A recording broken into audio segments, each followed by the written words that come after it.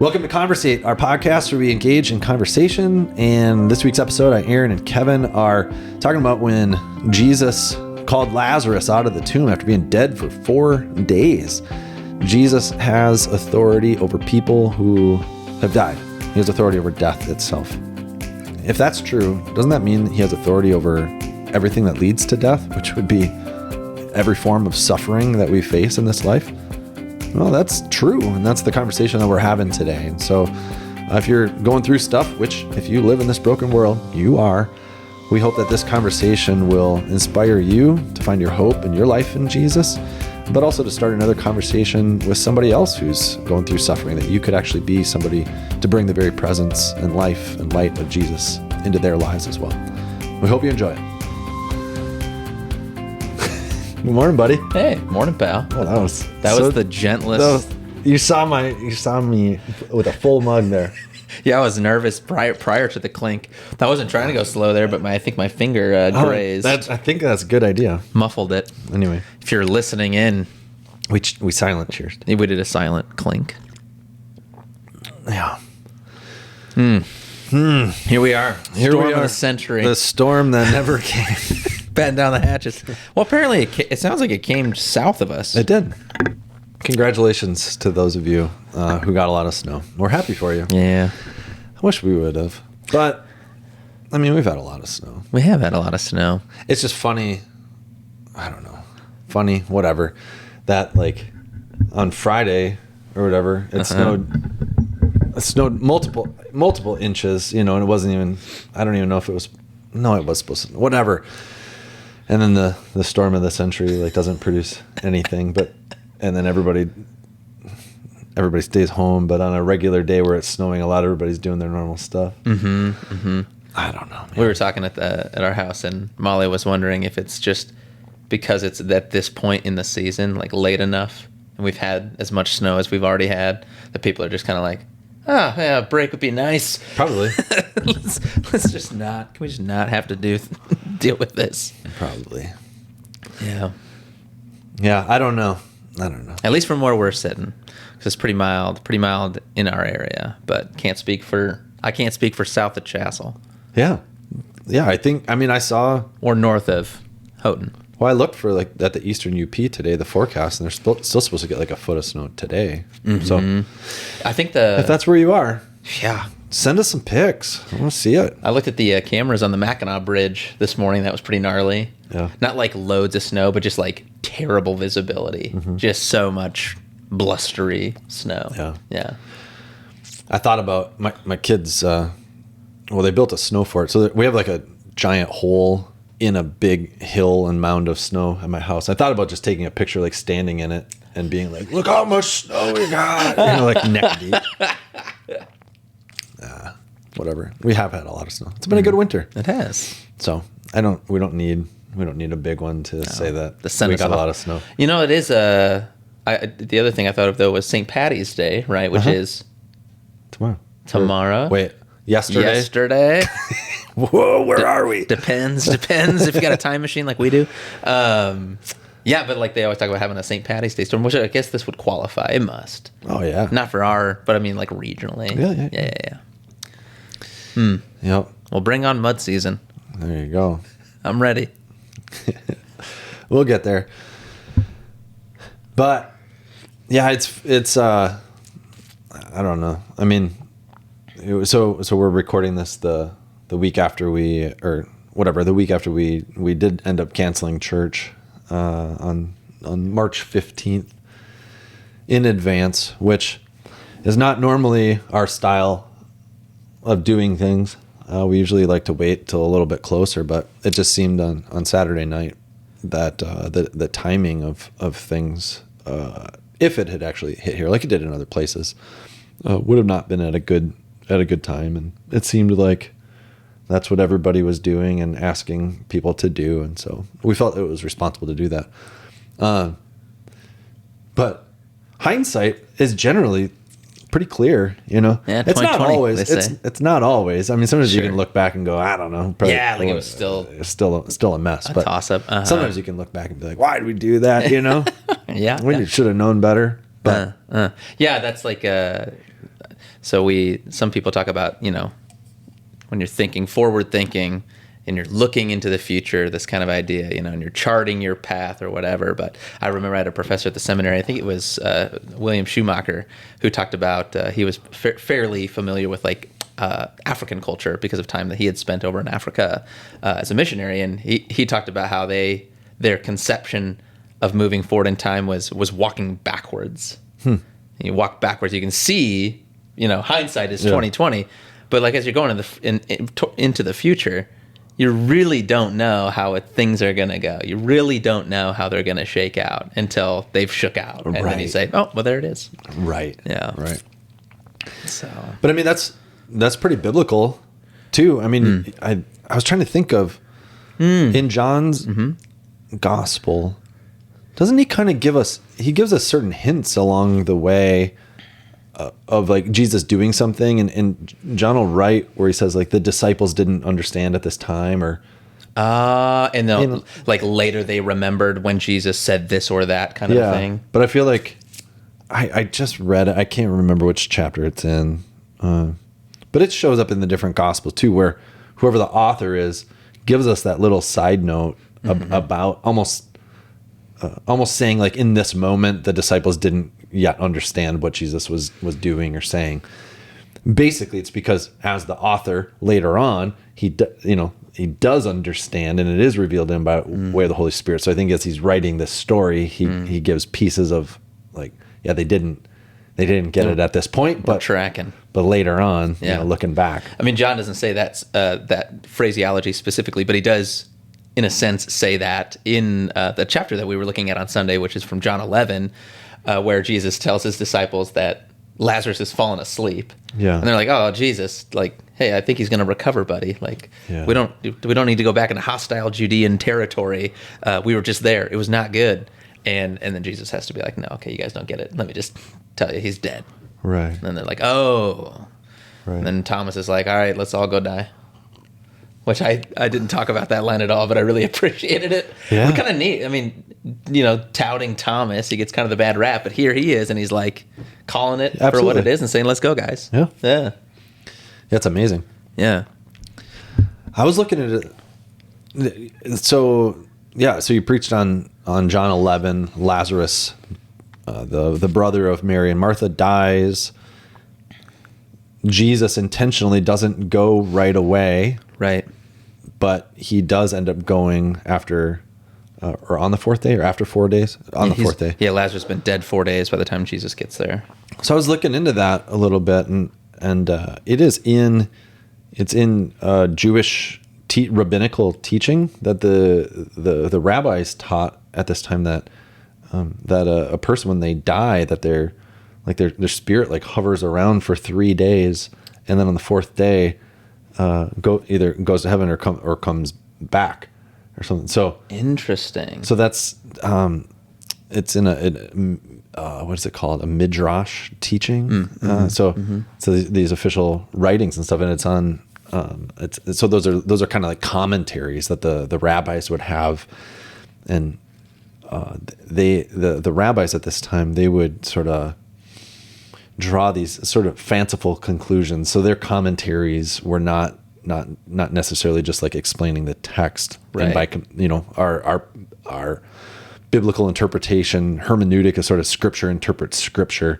They wouldn't really do that. They would sort of take it into these other fanciful ideas and stories and teach these things. Anyway, so there's this idea that the soul sort of hovered for 3 days. So interesting. So the fact that he was dead 4 days is a conclusive statement of no, he's actually really dead. Yeah, this is no hidden magician trick, laying in the coffin, having taken some heart suppressant that makes it seem like you're dead. No, he's dead. Yeah. He's dead. He has an odor. Yeah. That is interesting. No, I didn't know that at all. But yeah, so Jesus shows up there. He waits a couple days with his disciples. By the time they make it to the town, it's been 4 days. And and everyone's, understandably distraught by it. They loved Lazarus, and so did Jesus. And so, Jesus goes. And I didn't comment on this at all, but it's kind of interesting in the text. in the English translation, it says when Jesus like got to the grave that he was deeply troubled. Mm-hmm. But the Greek word actually denotes like convulsing with anger. Yeah. Yeah. So it's like it's a incredibly powerful emotion that Jesus demonstrates as he encounters death. Right. Which sort of like undermines that whole idea of, being stoic in the face of death or something like that, being, part of like the normal Christian response. Like the normal Christian response to death is, this is not right. Yeah. This is not good. Yeah. That's God's response to death. Right. Because it's not part of his design. Right. Yeah. Yeah. And then it's right after that he's deeply troubled, but then he's at the grave and we have that, the short verse, Jesus wept. Mm-hmm. And that Greek word for weeping, it's like it's almost like a private kind of, sorrowful weeping and stuff.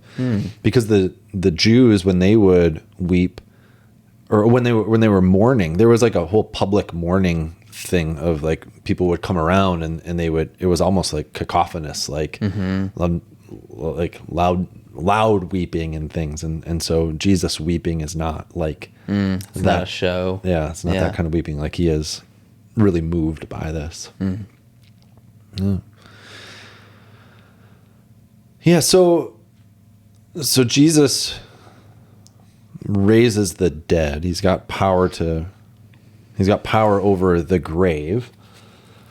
But Lazarus and Jairus' daughter and the other people that Jesus raises from the dead. Yep.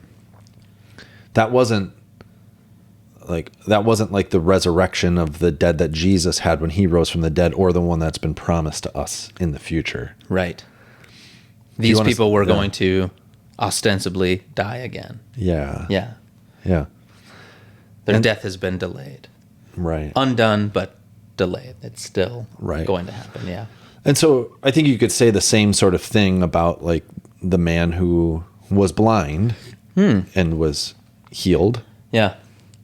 He got his sight back in this life, but when Christ comes again, he will truly see, I guess you could say. Well, yeah, I mean, fully see. And to put it in the same kind of context, he got his sight back again, but like that doesn't mean he wasn't going to never suffer from macular degeneration, per se, or have some sort of freak accident and lose his vision. I mean, Jesus pretty much says the same thing flat out to the man in chapter 5 who he heals at the pool of Bethesda, right? He finds him again and he says, sin no more, that you will... Something greater might not happen to you. Yeah, exactly. It's very strange, this thing that says... And part of what's strange is we don't know why that man was paralyzed. Like, we don't know if he was paralyzed from birth or if there was some activity he was involved in that got him paralyzed. Mm-hmm. He was doing backflips on his motorcycle. Into the pool. He's up on the top colonnade. Check it, guys. Dude, I can make it. Check it. No, it's starting to stir. But yeah, but why draw me out? Like, what's the significance of that? I would say it's just, it is the last before Jesus' death and resurrection. It's the last of his signs that John records, and so it is a sign pointing to something greater, which is ultimately Jesus' resurrection from the dead and his paving the way for our resurrection and restoration and eternal life. So it's not. So I just want to make that. I just wanted to make the point of like that Lazarus will die again, or he did die again, and so he, just like us, is awaiting the resurrection from the dead. Well, and I appreciate that too. Like, recognizing that there's, and we talked about this a few weeks back, actually prior to the John series, but at the end of our the fall series, talking about Jesus' words in John 5:24. But this whole idea that resurrection is more than just biological existence, like resurrection. So what Jesus performs for Lazarus is incredible, but yet you're saying it's pointing to an even greater resurrection that's coming, an even greater life, actually, that Lazarus will not have yet tasted at that point in the story. Yeah. Yeah. I've seen some commentators, take it or leave it, but refer to like Lazarus as a resuscitation and not a resurrection. Which it seems like kind of a hard sell based on the whole 4 days odor piece. Yeah. I think their They're point, making a theological is that distinction. it's not the resurrection is final, I guess. Yeah. Yeah, like Jesus has risen again and will never die again. Yeah. Well, maybe it'd be helpful to talk more about, because I kind of alluded to like resurrection right at the tail end of my message, but I feel like I didn't give it enough time because I basically talked about resurrection as not being a consolation prize. So like resurrection isn't, and the message of the gospel isn't, basically you're going to have a whole bunch of suffering that you have to deal with and go through in your life, and that's just really a bummer. But hey, good news, at the very end, yeah, I'm going to raise you from the dead, right? Well, I appreciated that in the message because I've heard that. There is a time and a place to proclaim that message to people, like to cast vision that all will be well. And we don't have any guarantee now that we life do, so it is important to understand where we're ending up. Right. But still, what does that mean for this life now? Do I just, kind of have to just suck it up until that day comes, or do I believe in a present God who cares about my present reality? Exactly. And we actually do. Exactly. That's what this story's telling us. But you drew that out too, is that in our experience, we often like, Mary's the weeper, Martha's the truther. Yeah, I know. I get them confused in this story. Which, by the way, let me shout out to Martha, right? Because here's another lady. Like we were given, Thomas gets a bad rap sometimes. Martha gets a bad rap sometimes, right? There's the other story. Yeah. She's busy in the kitchen. Mary's chosen the good portion, right? And it's like, oh, come on, Martha. Well, look at this story. This is amazing. Martha has an incredible faith demonstrated, of course, in the midst of her own grieving. It's her brother too, and here she is clinging to the resurrection. Yeah. And so which one says to Jesus, I just can't, I don't have it in my mind right now, who says, Lord, if you had been here, my brother wouldn't have died? So this is the interesting thing. Both. Oh, they do? They say the exact same thing. Oh, okay. Both Mary and Martha both say the same thing to Jesus, but Jesus responds differently to each of them. Okay. But I think, you drew this out in the message a bit, this idea that we feel like that a lot, like, Lord, if you had just been here, this thing wouldn't have happened. Right. What kind of God allows such suffering to happen? How many times have you heard something like that, Mm-hmm. I want to honor that question and that reality, because it's not just some common saying that people outside the church, utter about, God, and this is why I'm not a Christian or something like that. Like that does happen, but like there are people who have been impacted significantly who were a part of the church, and because of the pain of that suffering, like it really is the thing that for them became this wedge in terms of their relationship to God. Yeah. Well, it's biblical. It's a biblical question to ask. Mary and Martha do it. David in the Psalms, all the time. The whole book of Job is essentially about that question. Even Jesus on the cross, my God, why have you forsaken me?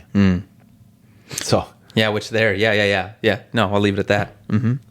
Yeah, so it's a biblical question. It's an honest expression of our attempts to reckon with, those two ideas of God. Like, if he's all-knowing and he's all-loving, then why suffering? That's the classic philosophic question.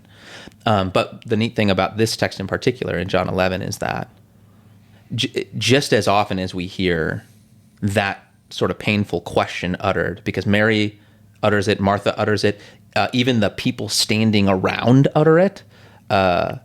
Couldn't this man who healed the blind man stop this man from dying? So they're even asking this why question. We're given just as many evidences of the heart of God in the process, right?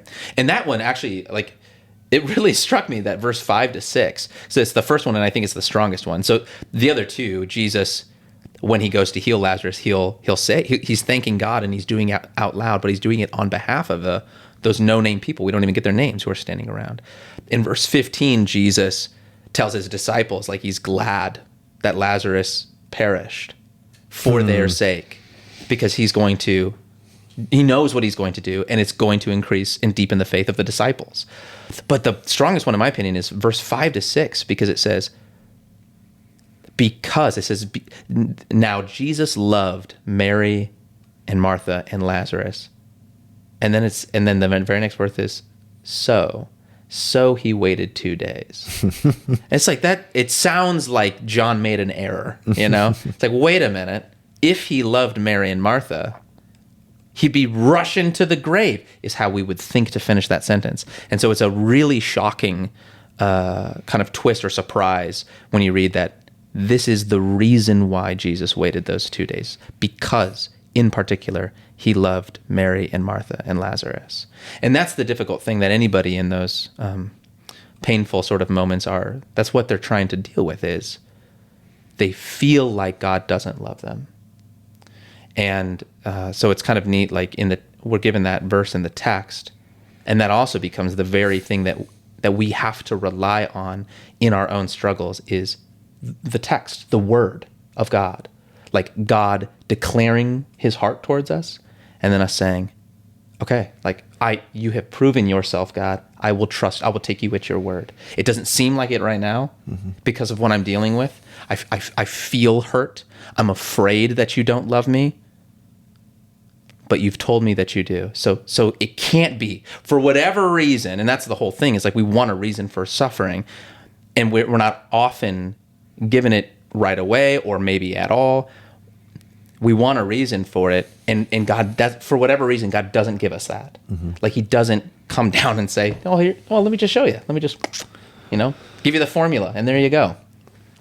Yeah, well, I think a lot of people treat God or their relationship with him almost like a dating relationship or a courting type situation, where it's like, God, I'm always going to be putting you to the test.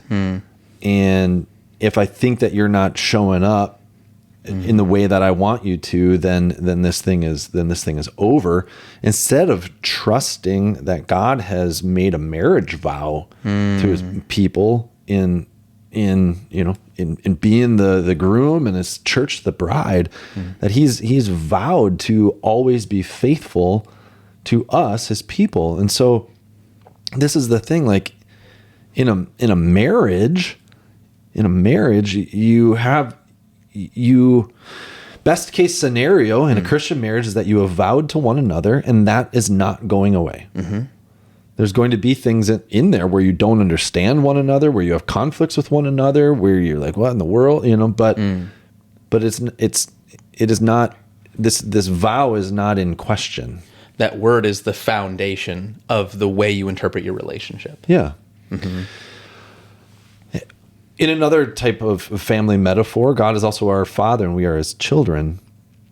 And so, I think about this a lot, like God's activity in my life according to my desires for his activity.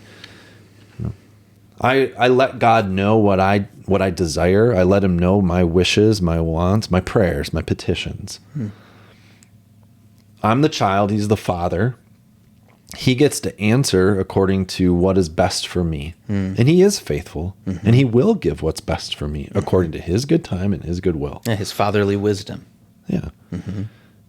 And so, and that's even whether the marriage vow makes sense, or this vow of like a father to a child, that, that relationship is just intact by nature of the relationship. But how does God answer my prayers? How does he respond to my petitions? Sometimes I get an immediate yes. Sometimes I think I get a no. I mean, and then sometimes it's a not yet. Sometimes I don't know if it's a no or a not yet. But I can think about these kinds of things with my own children. My 4-year-old this morning, I don't even remember the series of complaints or grievances or whines that he had for me. But some of my response to him was yes, some of it was no, some of it was not yet. Your timing is off, buddy. You're asking for the wrong thing you're asking for a fine thing, but at the wrong time. Yep. And in my fatherly wisdom, I know when it's the right time to give you these things and when it's maybe not going to be so good for you. Also, the really cool thing about being a father is sometimes I get to bless my children when they don't even ask. And so think about that in your own life too. Not only the things that you want God to do, but just take a look around your life and look at all the things that you never even asked for that God has blessed you with. You'll be blown away. Yeah. And so, and just to push the metaphor slightly further, thinking of my own young child in my house this morning, who I can't remember even what it was that was being, blocked, or, it was a no or a not yet, one of those two. And he said, "You're mean." Oh. You're mean. Will got into this little fit. And that's very relatable, I think. So just in the analogy, that is how people can feel about the person of God when they're in the middle of suffering, when something's happening. That's the wedge, right? This idea comes in that this bad thing's happened to me and you didn't do anything about it, and therefore I'm gonna put this characteristic on you.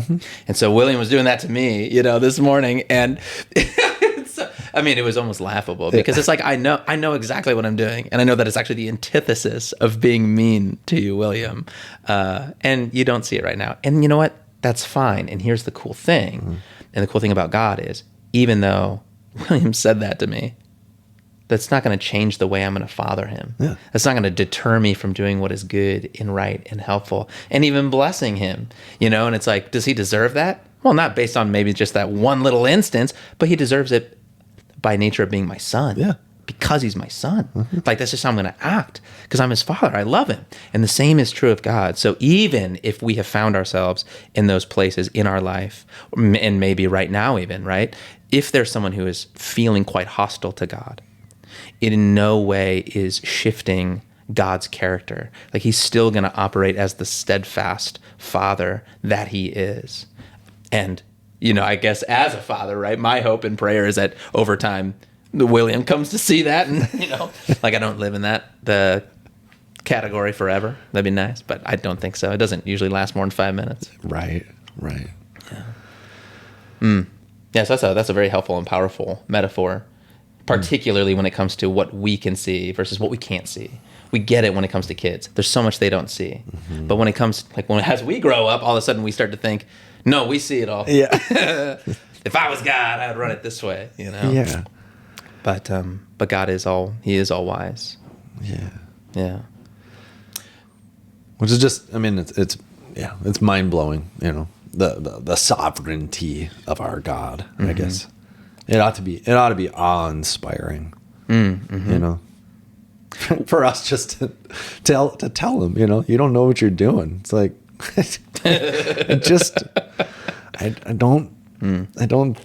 we don't grasp it all. Yeah, there's so much we don't see. And this is in the neat thing too, again, in the Gospels, and we'll see this coming up here, especially as we get towards Jesus' passion. That's exactly how it's going to go for the disciples. They're not going to see. And Jesus has outright told them. And they're still not going to see how his death could be of any good, of any use, of any help. But it's the very place in which God was delivering that ultimate resurrection and rescue for us. And so that becomes that sort of guiding principle for us as we engage in suffering. This is just classic Christianity, right? When I survey the wondrous cross, right? Lift high the cross. Then take up your cross and follow me. The whole idea is that suffering is not just a net bad, but no matter what suffering it is that we're facing, God has the power. And this is what resurrection means. It's not a consolation prize. God has the power to actually enter into whatever that suffering is and to turn it or twist it somehow, maybe in some inconceivable way to us, into what actually is ultimately for our good, which is what Jesus does with the cross. So he suffers, he enters into that, and it looks bleak and terrible for everyone gathered around. There's still after Jesus is resurrected, there's people on the road saying, we thought he was the one. This was a lost cause. There's our hopes. And so then Jesus walks with them and he helps them see the utility, what was actually going on. And so as we enter into our suffering, that's, I think, something so helpful to keep in mind, even if it doesn't feel like it, even if it feels like God's distant or absent, he's not. And also he has the power to take whatever it is that you're going through and to work it into something that is actually useful for us. And when I think about my own life, honestly, like the things that have helped me grow the most were not things I would have chosen for myself. Of course. Like that's just not how growth happens. Of course. So that's the story of the gospel. And we keep diving further into it. Yeah. I was just thinking, we can't even accurately predict the weather 12 hours in advance, let alone control the universe. Yeah, can't control the weather. Can only respond to it. Silly. We're just silly. But if you, whether or not you're at church tonight, that would be the Wednesday, the whatever, 18th. Read John chapter 12. So don't stop at John chapter 11. Read John 12. We're going to continue this conversation because there were a bunch of people there who saw Lazarus walk out of the grave, and they actually continue with Jesus on the way to Jerusalem, where some other stuff's going to happen, where those voices of people who actually saw him with power over the grave are some of the very ones who lead Jesus to the grave. So their shouts change. Their mourning leads to his own death cry. I don't know. So follow along. Read John chapter 12. A little teaser. There you go. For now, you left us with a good word just a minute ago, so we'll just kind of reflect on that some more. We have a present God who knows and understands. Amen. Yeah. All right. Good word. Peace, buddy. Brother.